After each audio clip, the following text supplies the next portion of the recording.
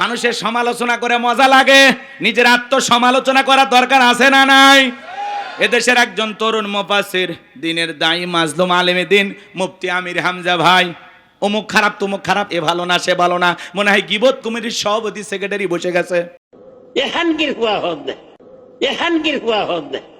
তারও ভুল হতে পারে, কিন্তু এটাকে নিয়ে কাফের ফতোয়া দিবেন আমির হামজা ভাই, এগুলো বলে একজন আলেমের সম্মান ছোট করা যাবে না। কথা বলেন ঠিক কিনা? অমুক খারাপ তমুক খারাপ, এ ভালো না সে ভালো না, মনে হয় গীবত কমিটির সভাপতি সেক্রেটারি বসে গেছে। কথা কন নাকি আপনারা? আমি আল্লাহর কাছে ক্ষমা চেয়েছি, এমনকি আমি তাহাজ্জুদ পড়ে আল্লাহর কাছে ক্ষমা চেয়েছি, আমার আল্লাহ আমাকে মাফ করে দিতেও পারেন। কিন্তু আপনারা যারা সমালোচনা করেছেন, আপনাদের কি হবে? মানুষের সমালোচনা করে মজা লাগে, নিজের আত্মসমালোচনা করার দরকার আছে না নাই? এদেশের একজন তরুণ মুফাসসির, দিনের দায়ী, মাজলুম আলেমে দিন মুফতি আমির হামজা ভাই একটি সংবাদ সম্মেলন বা সাংবাদিকদের সাথে মত বিনিময় করতে গিয়ে জবানের জড়তার কারণে হোক অথবা নিজের অসতর্কতার কারণেই হোক, একটু 19-20 করে উনি কথা বলে ফেলে দিয়েছেন যে নবী হলেন সংবাদবাহক, বার্তাবাহক, সেই হিসাবে নবীও সাংবাদিক ছিলেন। এই কথা বলার কারণে সোশ্যাল মিডিয়া জুড়ে এত সমালোচনা। আমরা বলতে চাই, নবীর ক্ষেত্রে নবীর সম্মানের দিকে তাকায়া এমন শব্দ চয়ন করা ঠিক না যেটাতে রসুলের সম্মান ছোট হয়, খাটো হয়। কথা বলেন ঠিক কিনা? এই ব্যাপারে তিনি হয়তোবা একটু ভুল করেছেন। আমার গতকালকে আমি আলোচনা শুনলাম, আমির হামজা ভাই চুয়াডাঙ্গা জেলার এক মাহফিলে যায়া উনি প্রকাশ্যে বলতেছেন যে আমি হয়তোবা জবানের কারণে এই কথাটা একটু 19-20 হয়ে গেছে, রসুলের সামনে হয়তোবা একটু বেয়াদবি হয়ে গেছে, আমি আল্লাহর কাছে ক্ষমা চেয়েছি, এমনকি আমি তাহাজ্জুদ পড়ে আল্লাহর কাছে ক্ষমা চেয়েছি, আমার আল্লাহ আমাকে মাফ করে দিতেও পারেন। কিন্তু আপনারা যারা সমালোচনা করেছেন, আপনাদের কি হবে? হ্যাঁ, কেউ তাকে কাফের ফতোয়া দিল, কেউ বলে আমির হামজা খায়। আচ্ছা বলেন তো, আমির হামজা কি খর? এই কথা যিনি বলেছেন, বলেন তো উনি কি ঠিক বলেছেন? সমালোচনা হবে গঠনমূলক, সমালোচনা হবে সংশোধনের উদ্দেশ্যে, সমালোচনার ভাষা হবে মার্জিত ভাষা, সাবলীল ভাষা, সুন্দর ভাষায় সমালোচনা করতে হবে। কথা বলে ঠিক কি না? আক্রমণাত্মক ভাষা ব্যবহার করা যাবে না। মাজলুম আলেমে দিন আমির হামজাকে আয়না ঘরে রাখা হয়েছিল, উনি বারবার বলেছেন আমাকে 11 ঘন্টা ঝুলিয়ে রাখছিল উল্টে দিক করিয়া। তাহলে যেই মানুষের উপর এত টর্চার করা হয়েছে, নির্যাতন করা হয়েছে, সে মানসিকভাবে হয়তোবা পুরোটা সুস্থ না, এই জন্য মানুষটাকে যা ইচ্ছে তাই বলবেন? কথা কয় না কে? আল্লাহর পক্ষ থেকে যাদের উপরে ওহী নাজিল হয় আর সেই কথাগুলো মানুষের কাছে, উম্মতের কাছে প্রচার যিনি করেন, তাকেই নবী বলা হয়। কথা বলেন ঠিক কিনা? এই অদৃশ্যের সংবাদ যিনি প্রচার করেন, তিনি কি নবী? বলেন কি নবী? আজকে এই কথা নিয়ে আমরা যা শুরু করেছি ভাই, এত কাদাছোড়া করলে, কাদা ছোড়াছুরি করলে, একে অপরের এত সমালোচনা করলে মানুষ আমাদেরকে কি বলবে? এজন্য আমরা ঘৃণা ছড়াবো না। কেউ যদি ভুল করে, কাছে গিয়ে সংশোধন করার চেষ্টা করব। মুফতি আমির হামজা একজন মানুষ, তারও ভুল হতে পারে, কিন্তু এটাকে নিয়ে কাফের ফতোয়া দিবেন আমির হামজা ভাই, এগুলো বলে একজন আলেমের সম্মান ছোট করা যাবে না। কথা বলেন ঠিক কিনা?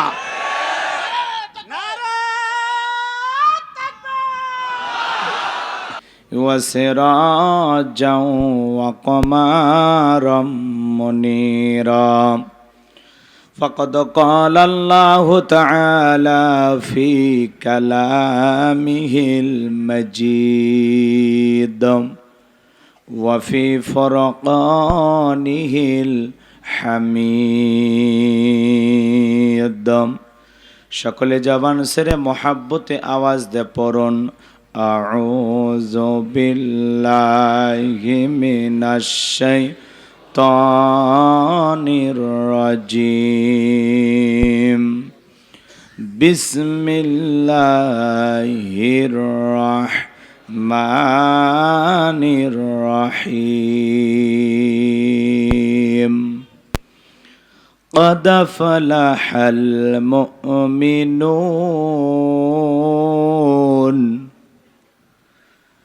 الذين هم في صلاتهم خاشعون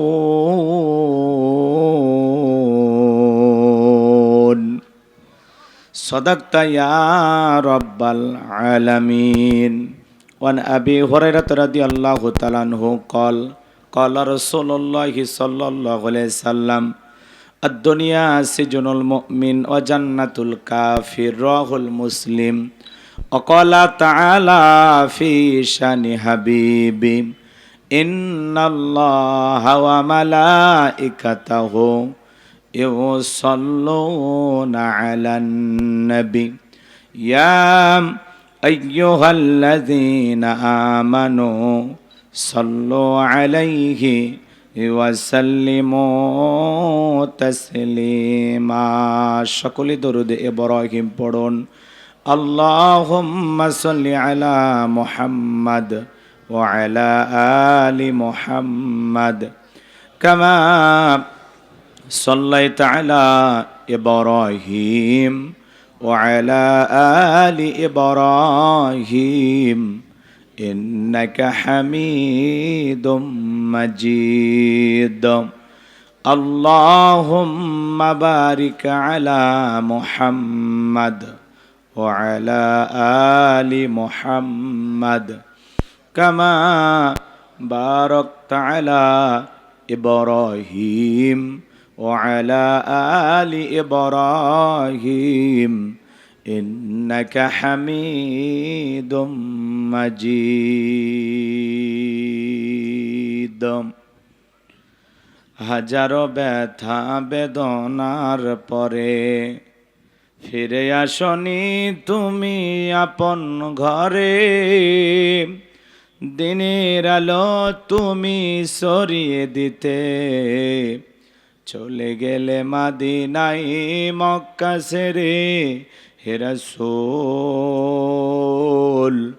তোমাকে ভুলি আমি কেমন করে, হে রাসূল তোমাকে ভুলি আমি কেমন করে। লা ইলাহা ইল্লাল্লাহ জোরে লা জোরে লা ইলাহা ইল্লাল্লাহ জোরে লা।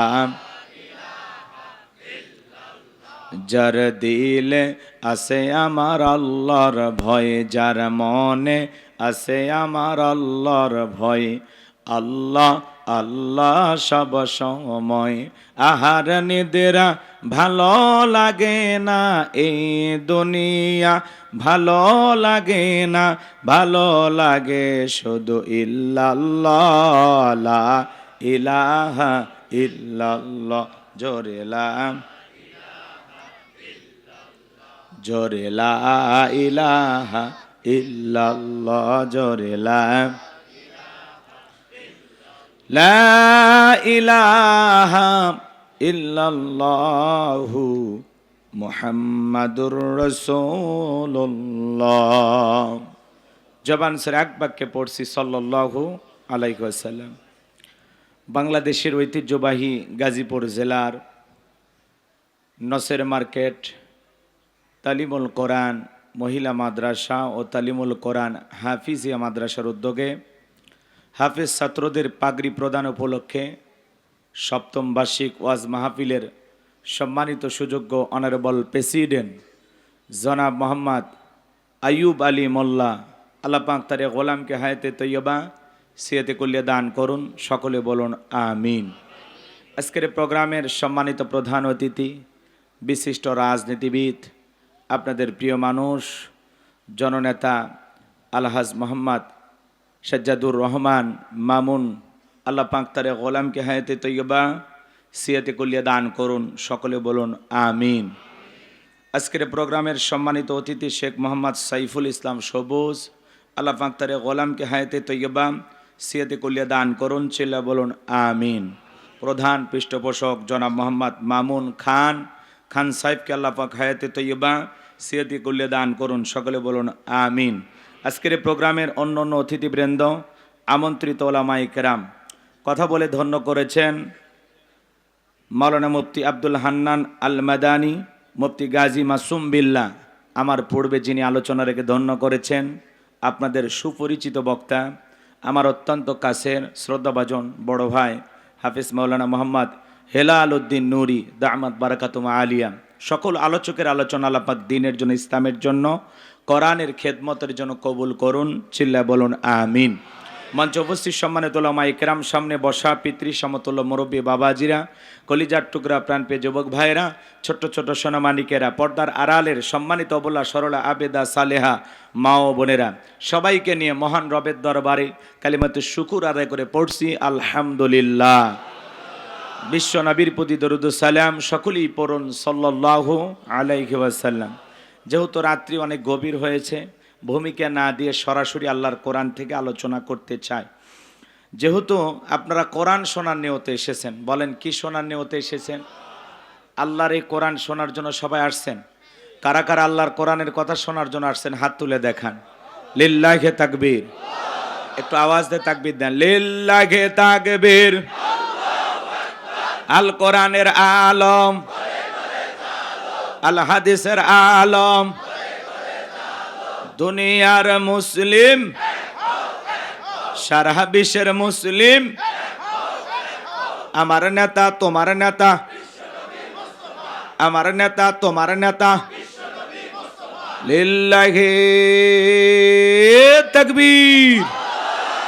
আল কোরআনের আলম, আল হাদিসের আলম, দুর্নীতির আলম।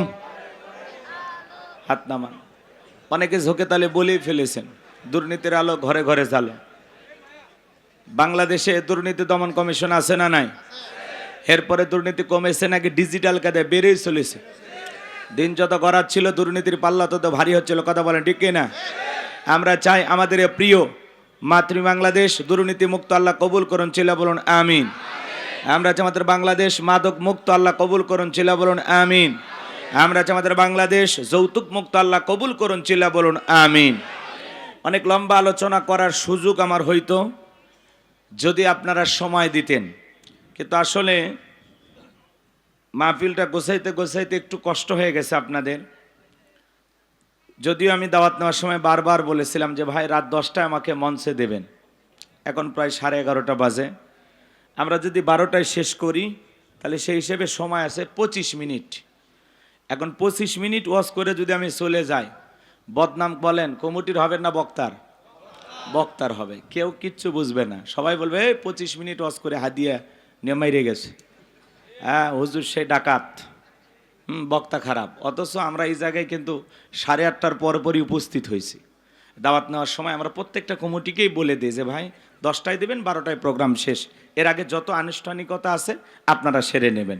কোনো কারণে এলোমেলো হয়ে যায়, আমরা পরিস্থিতির শিকার হয়ে যাই, কিছু করারও থাকে না, কিছু বলারও থাকে না, এটা আমাদেরকে মেনে নিতে হয়।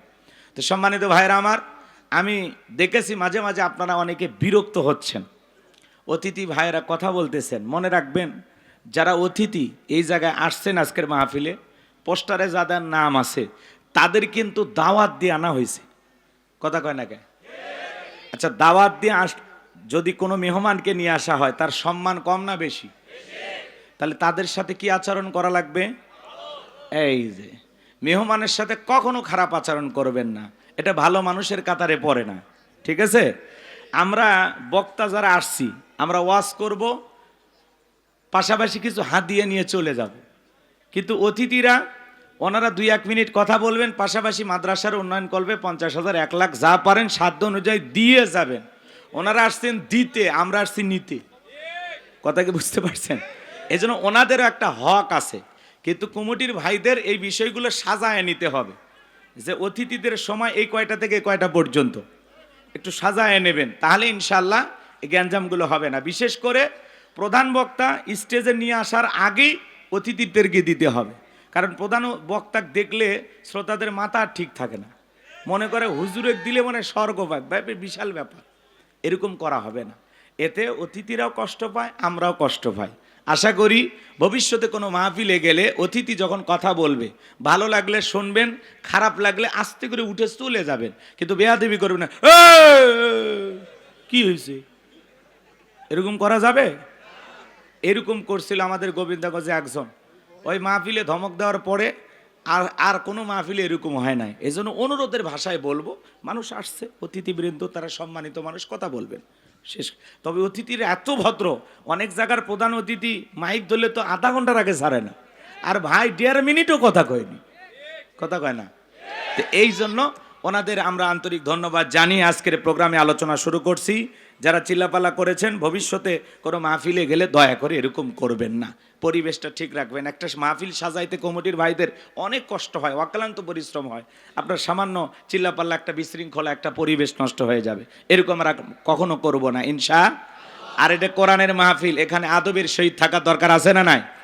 বলেন তো এটা কোরআনের মাহফিল কিনা? বিশ্বাস করেন তো ইনশাল্লাহ? এটা জান্নাতের বাগান, জান্নাতের বাগানে আমরা চিল্লাপাল্লা করব, বিশৃঙ্খলা করব, হট্টগোল করব না। আমি আপনাদের মহাব্বত আর ভালোবাসায় আপনাদের জন্য আমি 12:30 পর্যন্ত আলোচনা করতে চাই। শুনতে রাজি আছেন তো ইনশাল্লাহ?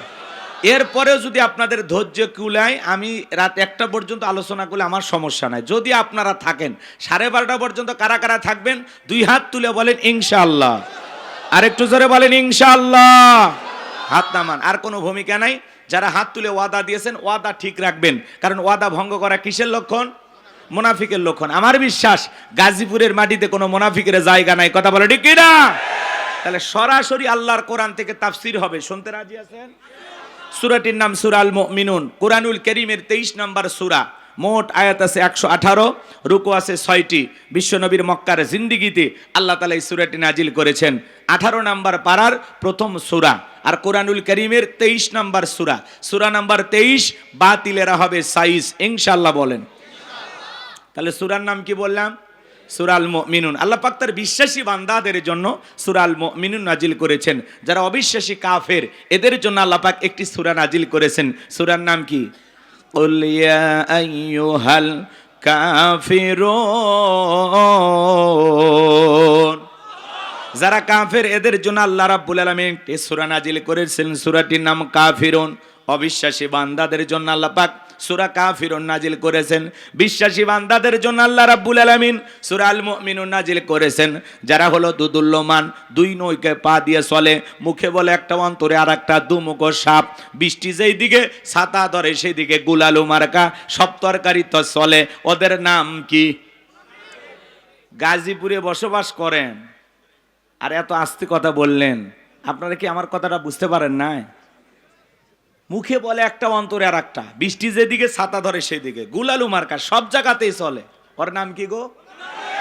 মাশাআল্লাহ, এইবার আওয়াজ ঠিকঠাক হয়েছে। আমি করবো আওয়াজ, আপনারা দেবেন আওয়াজ, জবাব দিবেন ঠিক ঠিক, আলোচনা হবে কমপ্লিট।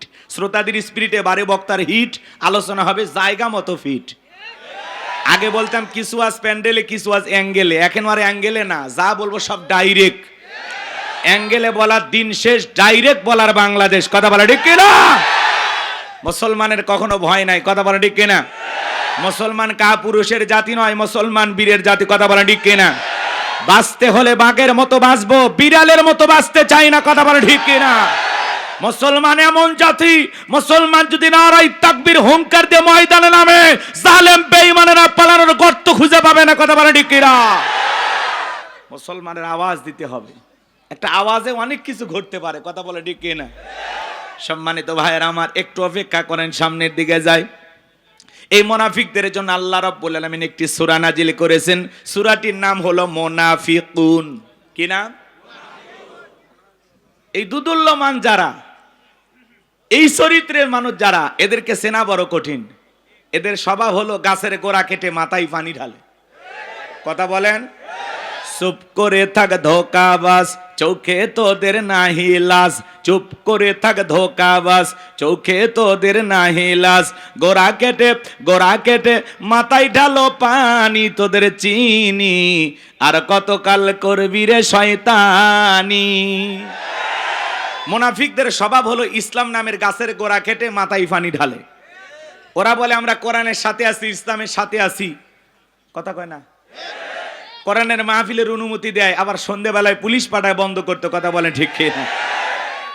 দেখতে মুসলমানের মতো বলে আমরা সবসময় মানুষের ভালো চাই, রাতের আধারে নিজের হাতে মানুষকে হত্যা করে, আর সকালবেলা লাশের উপরে ফুলের মালা দিয়ে শোক প্রকাশ করে বলে বড় ভালো লোক ছিল। ভালো লোক ছিল তো মারলি কেন শয়তান?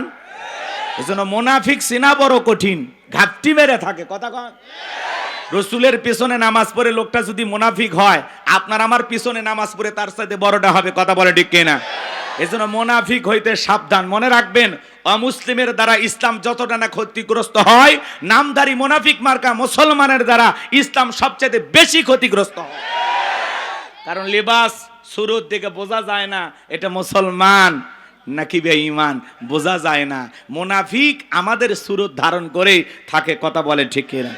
যাই হোক, মুনাফিকদেরকে নিয়ে আলোচনা করার সময় নাই, কাফেরদেরকে নিয়ে আলোচনা করার সময় নাই। আজকে আমি আলোচনা করব আল্লাহর ভিআইপি মুমিন বান্দাদেরকে নিয়ে। বলুন আল্লাহু আকবার। তাহলে জবান ছেড়ে সবাই একটু মহাব্বতে আমার সঙ্গে তেলাওয়াত করুন। আউযু বিল্লাহি মিনাশ শাইতানির রাজিম। বিসমিল্লাহির রাহমানির রহিম। বিতাড়িত মোর্দার শয়তানের কাছ থেকে আল্লাহ পাকের কাছে আশ্রয় প্রার্থনা চাচ্ছি। পরম করুণাময় দয়ালু আল্লাহ তাআলার নামে শুরু করছি। সূরার নাম সূরা আল মুমিনুন। বলেন কি না? আমার আল্লাহ রাব্বুল আলামিন বলেন, قد فلح المؤمنون।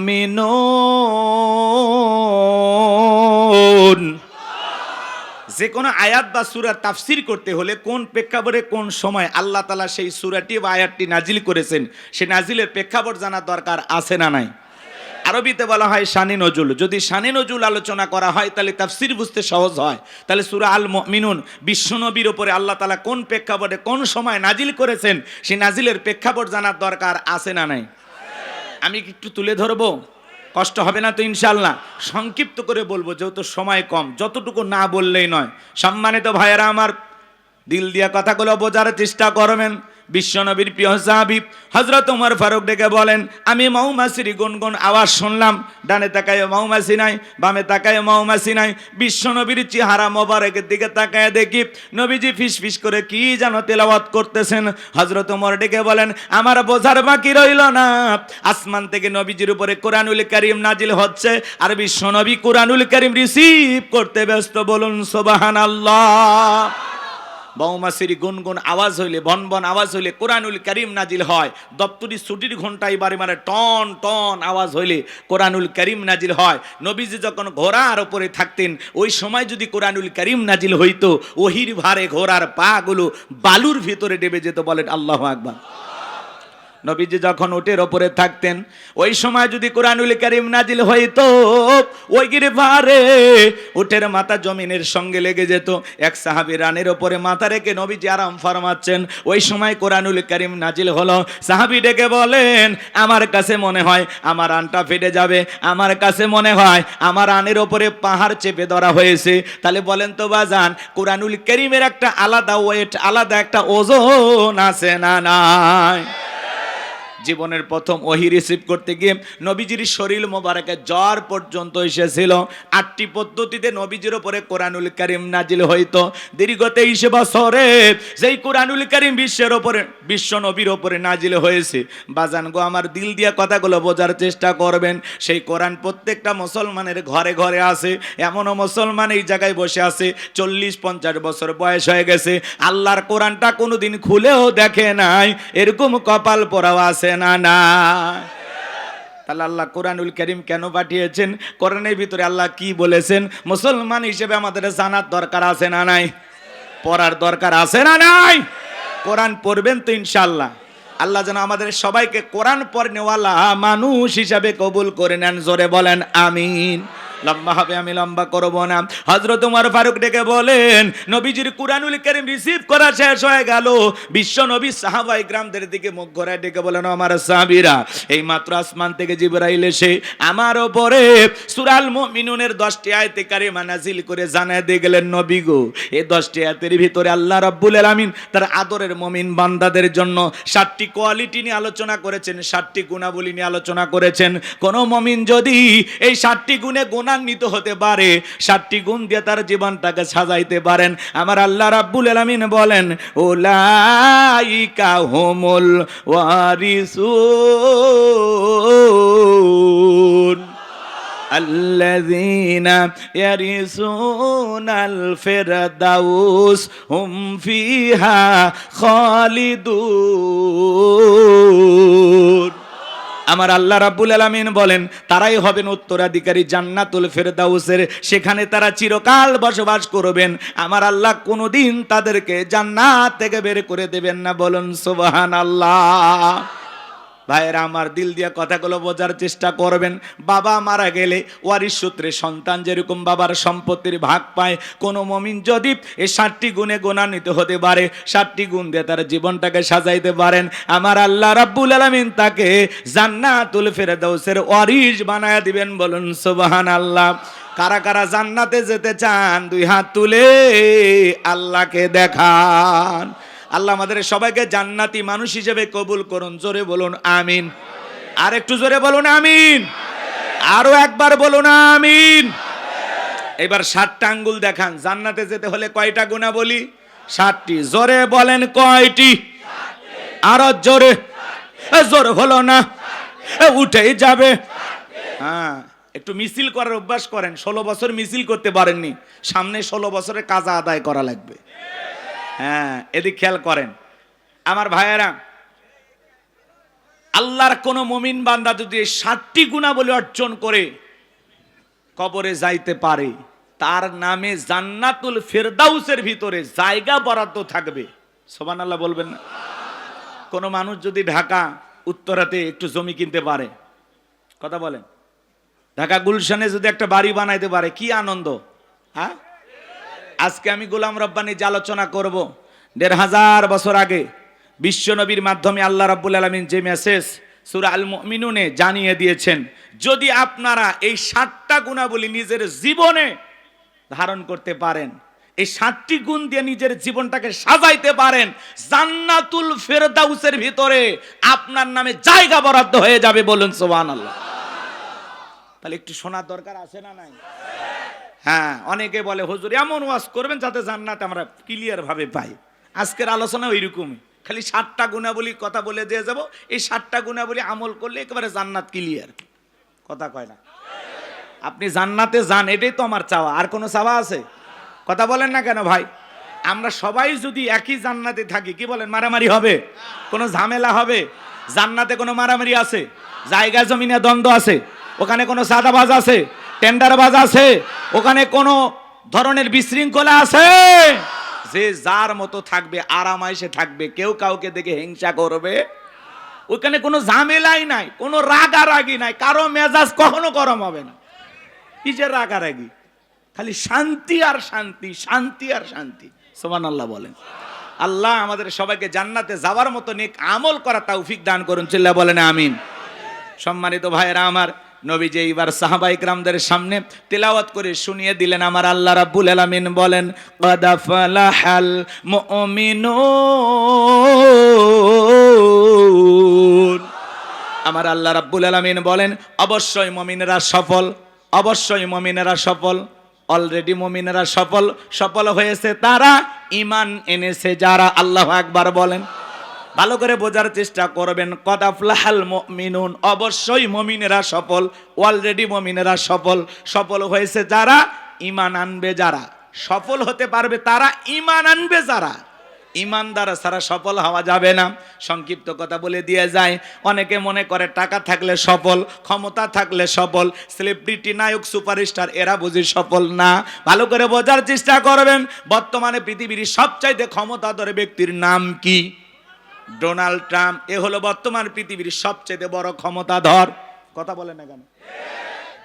আমেরিকার ইতিহাসে আজ পর্যন্ত কোন নারীকে ওরা প্রেসিডেন্ট বানায়নি। কথা কয় না কেন? বানাইছে? আপনারা কি করেন? রাগ করেন?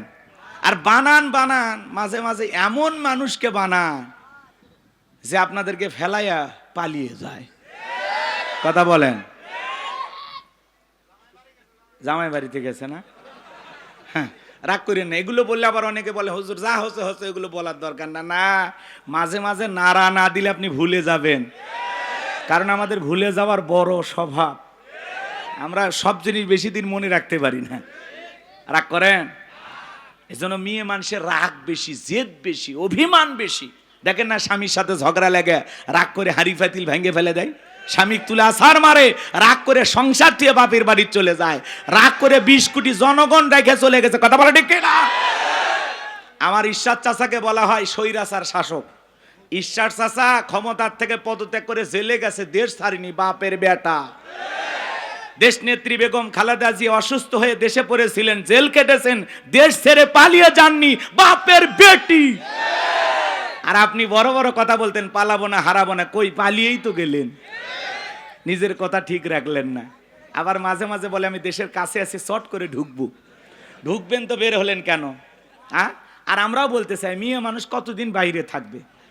এই দেশ ওনার বাবার, এই দেশ ওনার স্বামী, আসুক না ভাই, আসলে আপত্তি আছে? আমরা বলতেছে যাওয়ার আগে বলে যাননি, আসার আগে বলার দরকার নাই, যে দিক দিয়ে মন চায় আপনি এই দেশে আসেন। কথা বলে ঠিক কিনা? বুবু আই বাপ তুমি আই বাহাগো, সেই দিন আইসা বুবু ক্ষমতা পাই বাহানা।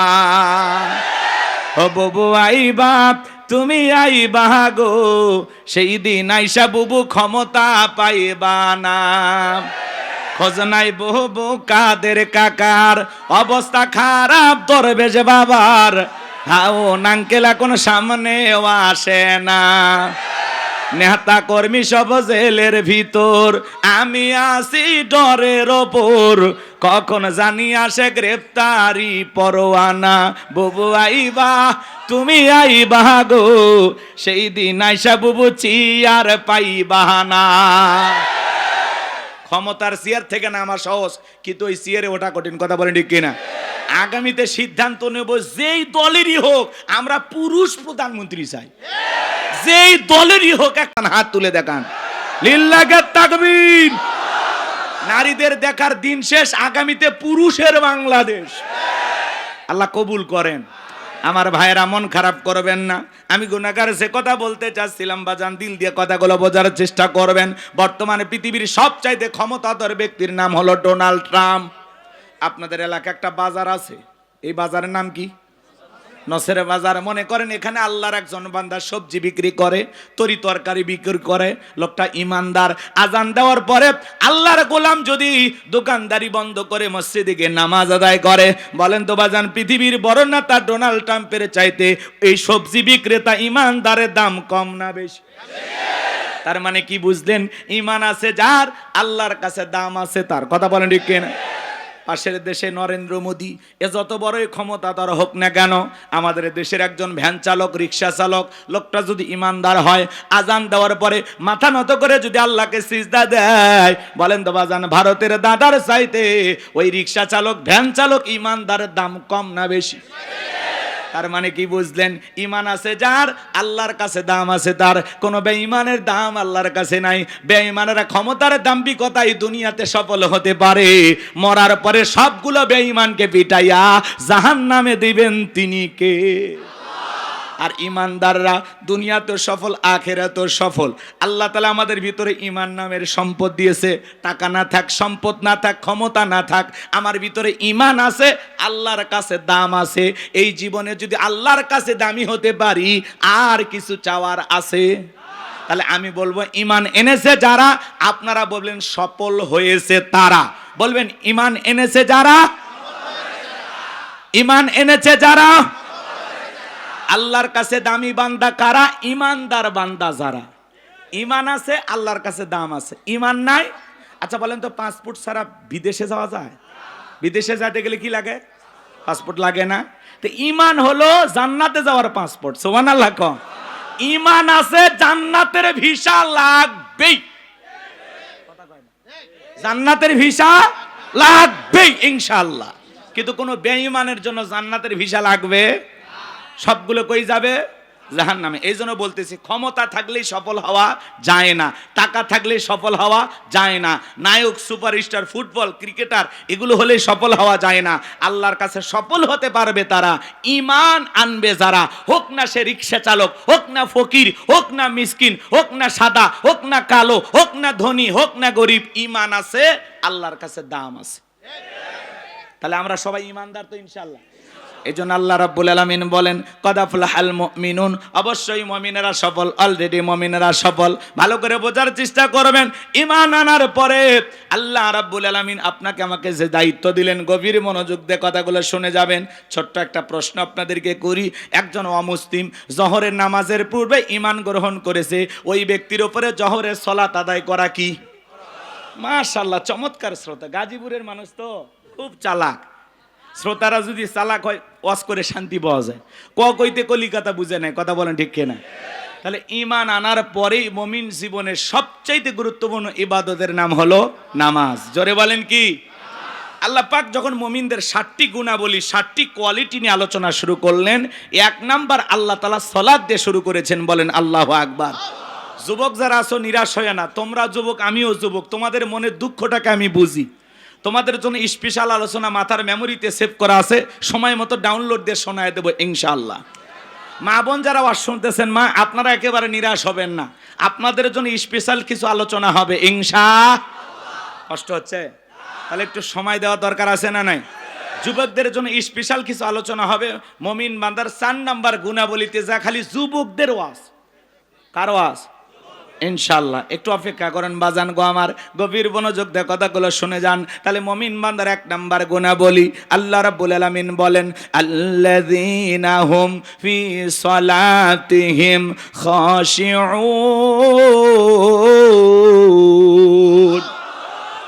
মুমিন বান্দার 1 নাম্বার গুণাবলী, যারা নিজেদের সালাত বিনয়ের সহিত, নম্রতার সহিত, আল্লাহর ভয় নিয়ে আদায় করে।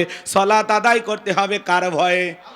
ইয়া আইয়ুহাল্লাযীনা আমানুত্তাকুল্লাহ, হে ঈমানদারগণ আমি আল্লাহকে ভয় করো। হাক্কা তুকাতিহি, ভয় করার মতো ভয় করো। আপনি আমি যখন সালাত আদায় করার জন্য মসজিদে দাঁড়িয়ে যাব, মসজিদের ভিতরে যখন নামাজে দাঁড়িয়ে যাব, অন্তরের ভিতরে সুচিন্তা, দুশ্চিন্তা, বিবির কথা, সংসারের কথা, ব্যবসা বাণিজ্যের কথা, দুনিয়াবি কোনো চিন্তা ভাবনা মনের মধ্যে রাখা যাবে না।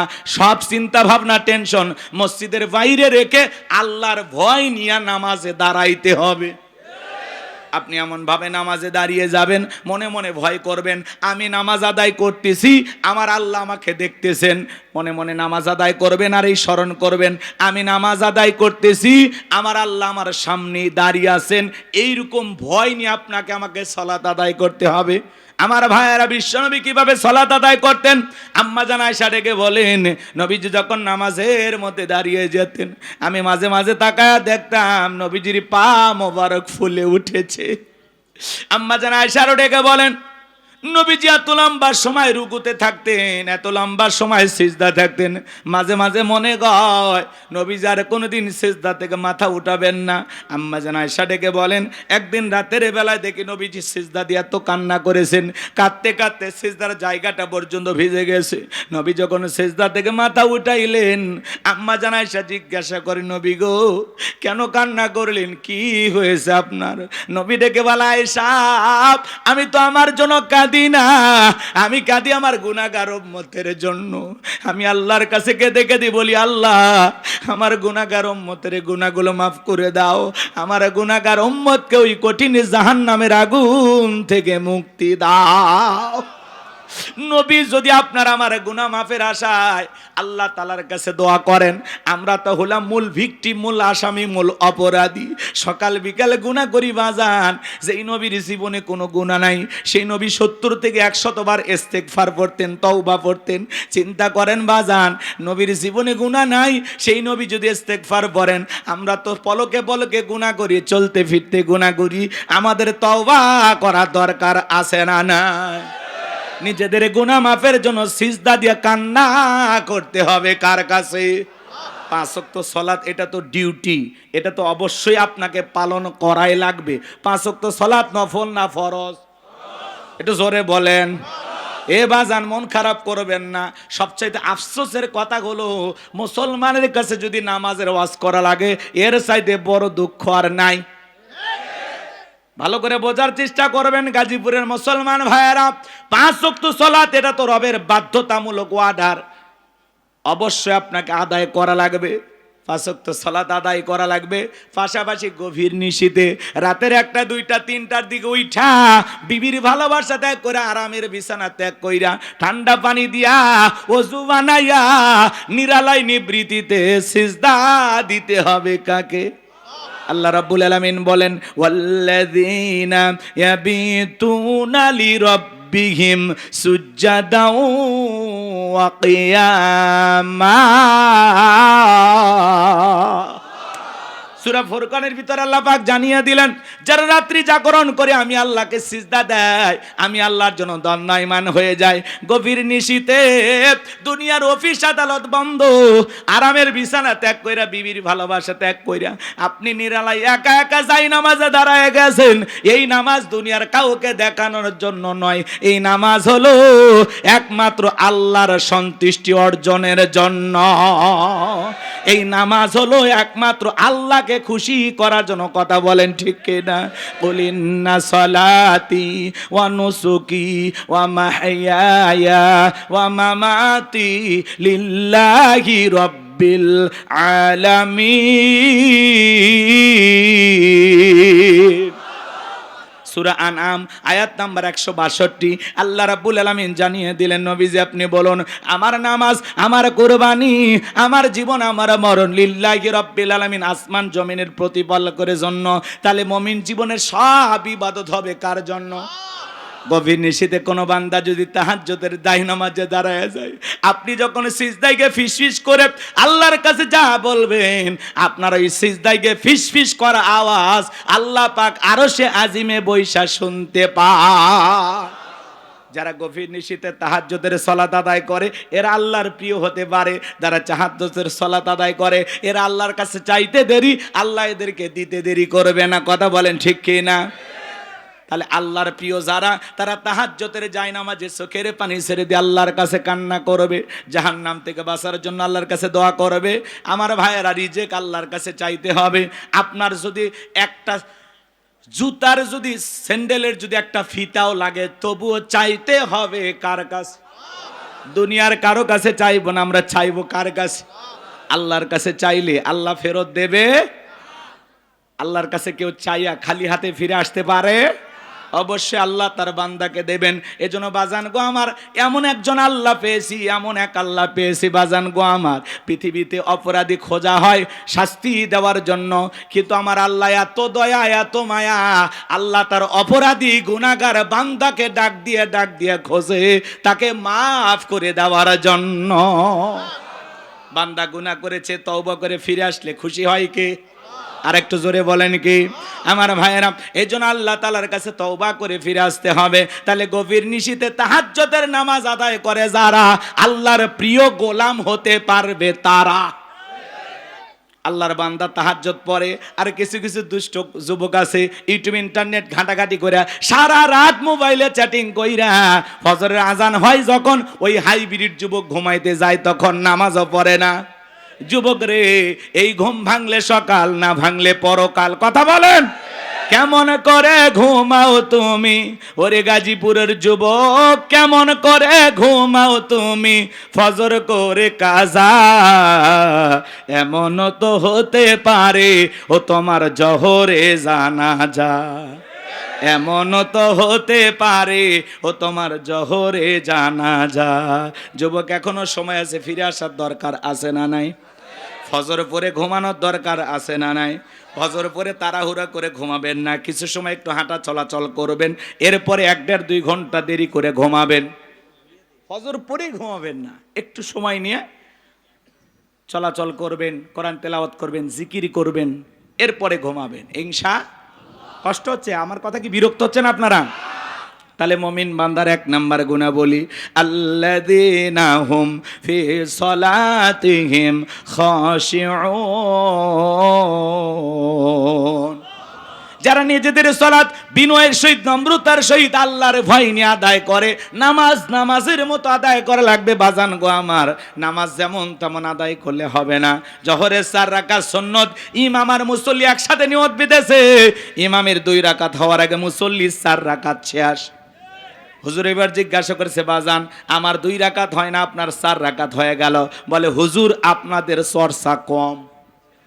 এক মুরব্বী চাচা এত তাড়াহুড়া করে ওযু করছে বাজান, এক ঠ্যাং না ধুয়ে মসজিদে ঢুকছে। তাই সালা মসজিদ পিছলাকায়, চাচা একদিক লঙ্গি একদিক, তাও বলে আল্লাহু আকবার। মানুষ বলে চাচা আগে লঙ্গি ঠিক করেন, কয় না আগে জামাত ধরি। এরকম লোক আছে না নাই? নামাজের ব্যাপারে তাড়াহুড়ো করে, 2 রাকাত নামাজ 2 মিনিটে শেষ। 4G 5G গতির নামাজি আছে না নাই? বিশেষ করে যখন রমাদান আসে, এই রমজান মাসে যখন তারাবির নামাজ পড়ে 20 রাকাত 16 মিনিটেই শেষ। আছে না নাই?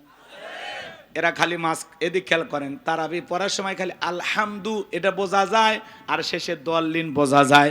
মাঝখানে কি যে ভূমিকম্প হয়েছে, নেপালের ভূমিকম্প ফেল। এরকম হুজুর আছে না নাই?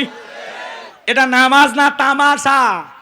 এরকম নামাজ আদায় করলে আল্লাহর দরবারে কবুল হওয়া দূরের কথা, মসজিদের ছাদের উপর উঠবে না। নামাজ না তামাশা করলে হবে না। নামাজ পড়া লাগবে কিভাবে? ধীরস্থির ভাবে। কিভাবে নামাজ আদায় করবেন? আপনি জহরে নামাজ আদায় করতেছেন, ভালো করে বোঝার চেষ্টা করবেন। একজন ফাঁসির আসামিকে যদি বলা হয় রাত 10টা বাজে 12টায় তোমার ফাঁসি, লোকটা যদি ইমানদার হয় কি বলেন? নাচানাচি করবে?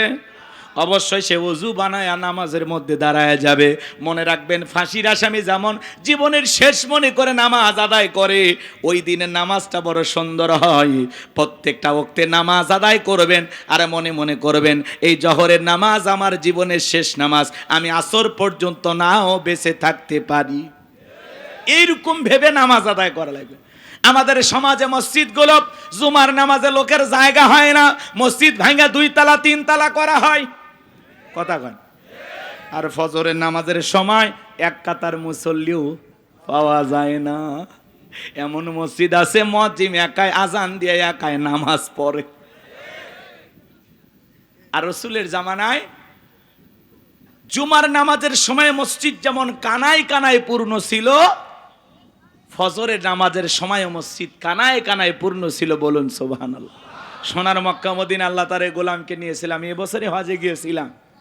ফজরের নামাজের সময়ও মসজিদ যেরকম দেখি, জহর আসর মাগরিবের সাথে যেরকম দেখি, জুমার দিনে একই রকম দেখি।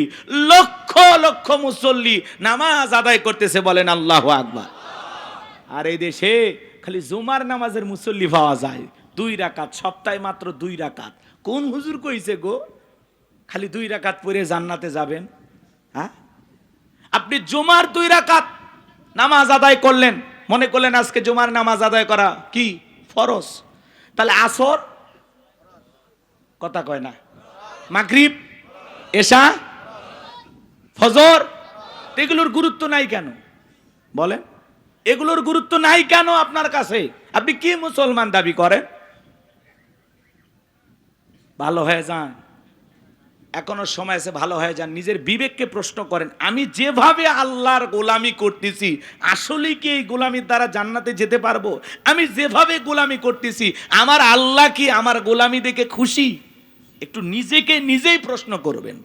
এই যুবক, এই বসে যান। বাপ বেটা কি চলে যাওয়ার নিয়ত করছেন? এখনো কিন্তু 12:30 বাজেনি। রাগ করতেছেন আপনারা? গভীর মনোযোগ দিয়ে কথাগুলো শুনে যান বাজান।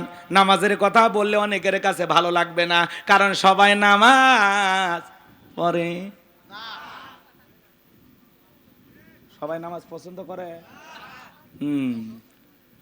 ভালো করে বোঝার চেষ্টা করবেন বাজান। এমন ভাবে নামাজ আদায় করবেন প্রত্যেকটা ওয়াক্তে, মনে রাখবেন নামাজের মতো যদি নামাজ আদায় করতে পারেন, আপনার জীবনের সালাতগুলো যদি আল্লাহর দরবারে কবুল হয়, তাহলে রুকুর মতো রুকু করা লাগবে একটু সময় নিয়ে, সিজদা করা লাগবে একটু সময় নিয়ে। শুধু তাড়াহুড়ো করে নামাজ আদায় করলে হবে না। নবীজির সাহাবীরা কিভাবে নামাজ আদায় করতেন। মরুভূমিতে সাহাবায়ে কেরাম নামাজে দাঁড়িয়ে গেছেন, ওই মরুভূমির পাখিগুলো খেজুর গাছ মনে করে সাহাবায়ে কেরামদের মাথার উপরে কাঁধের উপরে বসে থাকতো। নবীর সাহাবীরা নামাজে এত মনোযোগ, কাঁধে পাখি পড়ে থাকে, তারপরেও তারা টের পাইতো না। কাফেররা দেখে বলতো এগুলো মানুষ না মূর্তি, পাখি পড়ে আছে, তারপরে নড়ে না চড়ে না। বলেন আল্লাহু আকবার। আর আপনার আমার গায়ে পাখি পড়া তো দূরের কথা, একটা মশা পড়লে এই হাত এই জায়গায় নিয়ে যা, আগে মশা মারে তারপরে সূরা ধরে। কথা বলেন ঠিক কি না? পায়ে যদি মশা পড়ে এক ঠ্যাং আর এক ঠ্যাঙের ওপর দিয়ে বলে খাবু খা। নামাজ পড়তে পড়তে 5টা মশা খতম। কি বলেন, এরকম আছে না নাই? আমার ভাইয়েরা, এরকম নামাজ আমাদের। আর নবীর সাহাবীরা কিভাবে নামাজ আদায় করতেন, নামাজে কতটা মনোযোগ ছিল সাহাবায়ে কেরামদের। আমি নামাজ নিয়ে যদি 2 ঘন্টা ওয়াজ করি শেষ হবে না বাজান। এত সময় আপনাদের হাতেও নাই, আমার হাতেও নাই। শুধু অনুরোধের ভাষায় একটি কথা আপনাদেরকে বলে যায়, বলেন তো বাজান, নিয়মিত আমাদের নামাজ আদায় করা দরকার আছে না নাই? জিহাদের ময়দানে নবীজি রাতের বেলায় 2 জন সাহাবীকে পাহারাদার নিযুক্ত করলেন। এইবার 2 জন সাহাবী দাঁড়িয়ে পাহারা দিতেছেন। এক সাহাবী আর এক সাহাবীকে ডেকে বলতেছেন, ভাই খামাকা 2 জন রাত জায়গা লাভ কি? আপনি বিশ্রাম করেন, আমি পাহারা দেই, আবার আমি বিশ্রাম করব, আপনি পাহারা দেবেন। ডিউটিটা তারা ভাগ করে নিলেন। এইবার এক সাহাবী বিশ্রামে চলে গেলেন, আর একজন সাহাবী চিন্তা করলেন খামাকা দাঁড়িয়ে থেকে অপচয় সময় নষ্ট করে লাভটা কি, সময়টা একটু নামাজের ভিতরে কাটায় দেই। এই কথা ভেবে নবীর প্রিয় সাহাবী নামাজের মধ্যে দাঁড়িয়ে গেলেন। কাফেররা চিন্তা করলো দূর থেকে এটা মানুষ না গাছ বোঝা যায় না, একটা তীর নিক্ষেপ করেছেন, ওই তীরটা এসে নবীর সাহাবীর ডান হাতের ভিতরে ঢুকে গেছে। আর একটা তীর নিক্ষেপ করেছেন, বাম হাতের ভিতরে ঢুকে গেছে। নবীর সাহাবী নামাজ শেষ করলেন, ওই সাহাবীকে ডেক দিয়ে বলেন, ভাই তাড়াতাড়ি ঘুম থেকে জাগ্রত হন, কি হয়েছে? বলে, আপনি যখন বিশ্রাম করতে গেলেন, আমি যখন একটু আপনার দেয়া শিডিউল অনুযায়ী ডিউটিটা ভাগ করে নিয়ে আমি যখন পাহারা দিতেছিলাম, মনে করলাম খামাকা দাঁড়াইয়া অপচয় সময় নষ্ট করে লাভটা কি, নামাজের মধ্যে কাটায়া দেই। এই কথা ভেবে আমি নামাজে দাঁড়িয়ে গেছি, এই সুযোগে কাফির আমাকে তীর নিক্ষেপ করেছে। তাড়াতাড়ি করে আমার শরীর থেকে তীরগুলো বের করে দেন। আমি আপনার কাছে একটা কথা বলতে চাই ভাই, আজকে আমি নামাজের মধ্যে এত মজা পাচ্ছিলাম, আমি যদি রাসূলুল্লাহর পাহারাদার না হইতাম, সাহাবায়ে কেরামদের যদি পাহারাদার না হইতাম, আজকে নামাজের ভিতরে আমার এত মজা লাগতেছিল, নামাজ পড়তে এত ভালো লাগতেছিল। ওই তীর এসে যদি আমার কলিজাটা ছিদ্র করে পাশ ও পাশ করে দিত, তবু আজকে আমি নামাজ ছাড়তাম না। নামাজ এত মজা লাগতেছিল, কিন্তু আমি রাসূলুল্লাহর পাহারাদার। আমি যদি নামাজের সময়টা কাটায় দেই, এই সুযোগে কাফের আক্রমণ করে যদি নবীকে হত্যা করে, আল্লাহর কাছে কিয়ামতে কি জবাব দেব? এই জন্য আমি দ্রুত নামাজটা শেষ করলাম। তীর এসে ঢুকে গেছে, এরপরেও নামাজ ছাড়ে না। আর নামাজ পড়তে কি মজা লাগতেছিল, বলে তীরটা যদি কলিজায় লাগতো, তবু আজকে আমি নামাজ ছাড়তাম না। এত নামাজের ভিতরে স্বাদ পাইছে, সুবহানাল্লাহ বলেন। আর আমরা মসজিদে ঢুকতে দেরি, বেরোতে দেরি নাই, মসজিদে মনে হয় মন থাকতেই চায় না। কথা বলে না কেন আপনারা? টাইম দেখে যায় 1-2 মিনিট 19-20 হয়ে গেলে নামাজ 1:30 মিনিটে জামাত শুরু হওয়ার কথা, 1 মিনিট একটু এদিক সেদিক হলে হুজুর টাইমটা দেখেন। আমরা ব্যবসায়ী মানুষ না, নসের মার্কেটে আমাদের ব্যবসা। ভাই আপনারা জান, রাগ করিয়ে না, এটা উদাহরণ, এক্সাম্পল দিচ্ছি কথা বুঝানোর জন্য। কত ব্যস্ততা থাকে, কত কাস্টমার এসে বসে আছে, আর আপনি 1 মিনিট খাইয়ে ফেলে দিলেন। আল্লাহর ঘরে যায় 1 মিনিট সময়, 10 মিনিট সময় যদি অতিরিক্ত কেটে যায়, বলেন তো বাজান, সব হবে না গুনাহ হবে? কিছুই না করেন, অন্তত ওই 10 মিনিট দুনিয়াবি গুনাহ থেকে বেঁচে থাকলেন। তা আপনি এত অস্থির হন কেন মসজিদে যায়? আপনার পা মনে হয় দড়ি দিয়ে বাঁধা যায় না? জুমার নামাজে 2 রাকাত খালি সালাম ফিরাতে দেরি, বাকিগুলো একেবারে উপরতলা থেকে নিচতলা থেকে জুতার ফ্যাট এমন অবস্থা। সুন্নত আর পড়ার দরকার নেই। আমি অবশ্য অনেকে মনে মনে ভাবি এরা মনে হয় সুন্নত বাড়ির যে বউক সাথে নিয়ে পড়ে। হ্যাঁ, এরকম আছে না নাই? আপনি জুমার 2 রাকাত ফরজ পড়লেন, এরপরে যে 4 রাকাত সুন্নত আছে, পড়ার দরকার নাই তো পড়লেন কই? আল্লাহ হেদায়েত দান করেন। আজ থেকে ওয়াদা দেন, কারা কারা 5 ওয়াক্ত সালাত সঠিকভাবে বিনয়ের সহিত নম্রতার সহিত আল্লাহর ভয় আদায় করবেন, হাত তুলে দেখান। আল্লাহ আমাদের সবাইকে 5 ওয়াক্ত নামাজি বানায় দেন। একটু জোরে বলেন আমিন। আর একটু জোরে বলেন আমিন। এইবার মুমিন বান্দার 2 নাম্বার গুণাবলী, ওয়াল্লাযীনা হুম আনিল লাগবি মুরিদুন।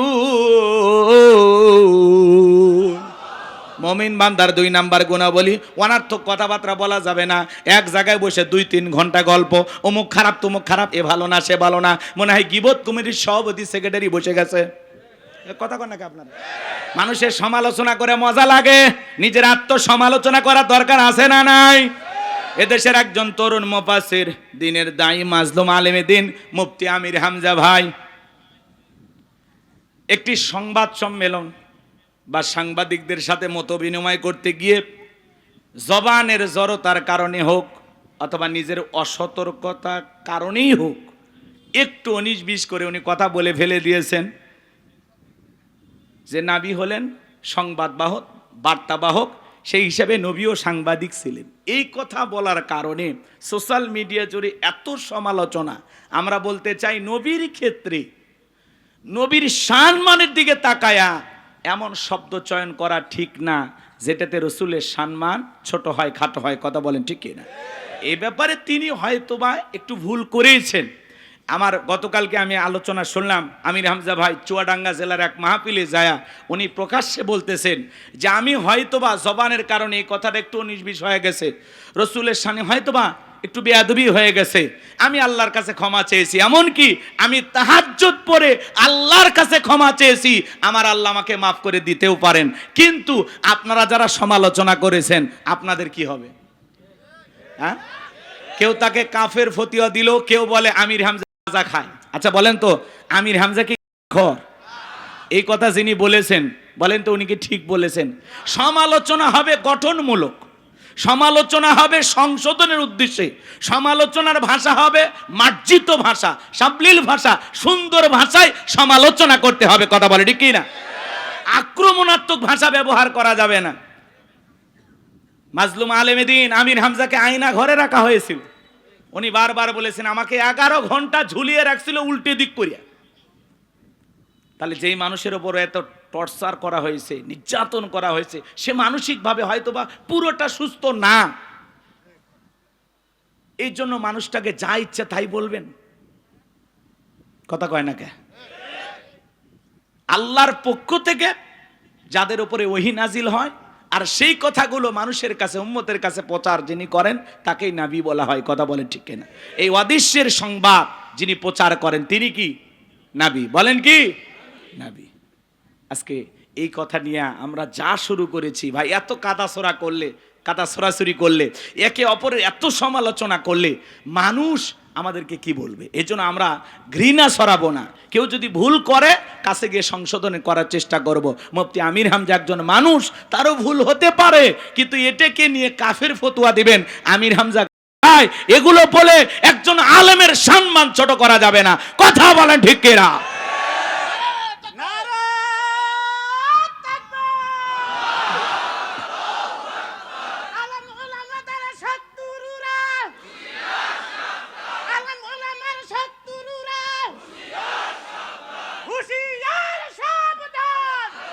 আমার ভাইয়েরা, মুফতি আমির হামজার পিছনে এত সমালোচনা কেন জানেন? মূল কথা হলো, আজ থেকে চিন্তা করবেন কয়েক মাস সমালোচনা ছিল না, শুধুমাত্র এমপি পদপ্রার্থী হওয়ার কারণে যে একজন আলেম এমপি পদপ্রার্থী হয়েছে, আল্লাহ যদি বিজয়ের মালা পরাইয়া সংসদ পর্যন্ত চলে যায়, অনেক রামবামের ঘুম হারাম হবে। কথা বলে ঠিক কিনা? অনেক হুজুর পর্যন্ত এটা মানতে পারতেছে না যে আমির হামজা সংসদে যাবে। আরে ভাই, আপনিও যান, আপনিও এমপি হয়ে চলে যান না সংসদে, সমস্যা কথা? ওখানে যাইয়া দেখেন তো এই পার্লামেন্টে আল্লাহর আইনটা চালু করা যায় কিনা। সবাই মিলে চেষ্টা করেন বাংলাদেশটাকে একটা সুন্দর বাংলাদেশ গঠন করা যায় কিনা, শান্তির বাংলাদেশ করা যায় কিনা। সবাই মিলেমিশে দলমত নির্বিশেষে ঐক্যবদ্ধ হয়ে এই দেশটাকে সুদ মুক্ত, ধর্ষণ মুক্ত, জিনা মুক্ত, চাঁদাবাজ মুক্ত একটা সুন্দর বাংলাদেশ করা যায় কিনা। সবাই চেষ্টা করেন।